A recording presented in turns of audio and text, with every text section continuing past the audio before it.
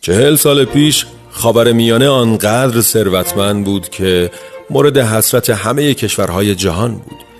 عربستان 150 میلیارد دلار ذخیره ارزی داشت، عراق 40 میلیارد و ایران هم 60 میلیارد دلار با ارزش دلار آن زمان.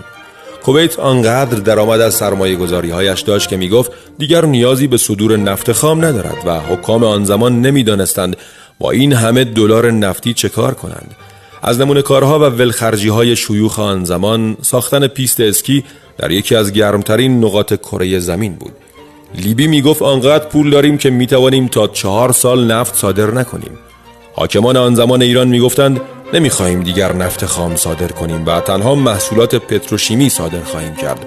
نفت حیف است که سوخته شود و برق اتمی را جایگزین آن میکنیم. و اما همه این آرزوها یک باره